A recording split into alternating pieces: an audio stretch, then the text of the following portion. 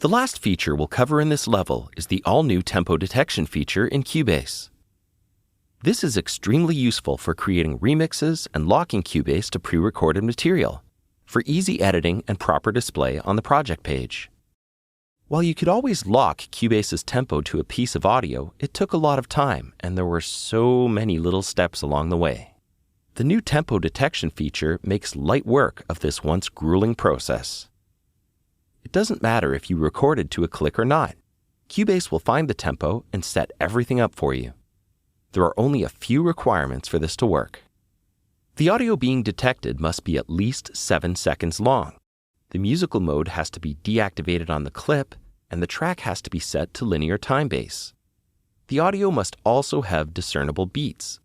So if you want to tempo detect a 4-second droning synth part, well, you're out of luck. But really, how often will that happen? To start, create a new project and import any suitable piece of audio. You can use the example project if you want, but it won't make a difference if you do or not. I'm grabbing a piece of audio off the desktop on my second monitor, so don't sweat it if you can't see my mouse. It'll be back in a second with an audio file for detection.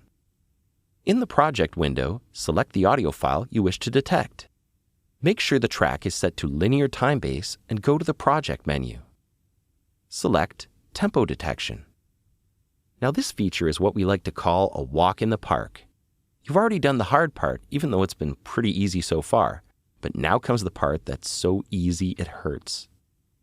Click the Analyze button.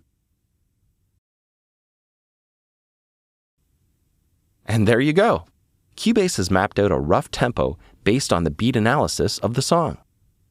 A tempo track and a signature track are now added to the project. The project will get a 1/4 time signature automatically.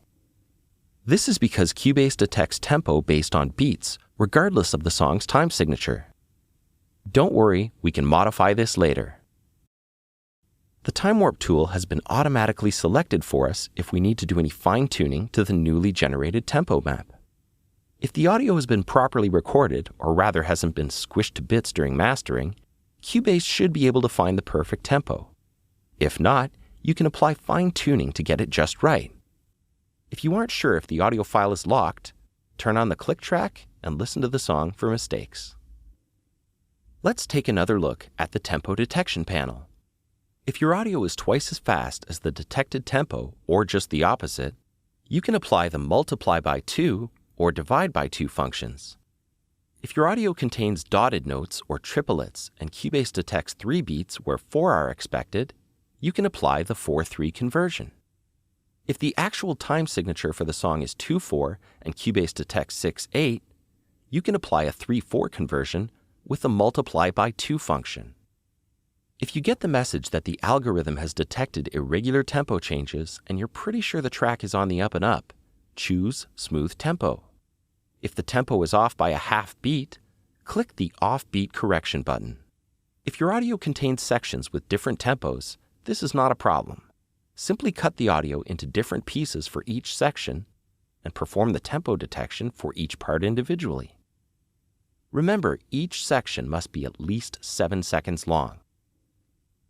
Now you're pretty much ready to take any piece of audio and start chopping and remixing like a pro. Well, congratulations, you've just passed level 1, but we're not done yet. You should go over chapters that you don't feel completely comfortable with until it becomes second nature. Now you're ready to move on with this series in the more advanced chapters in levels 2 through 4.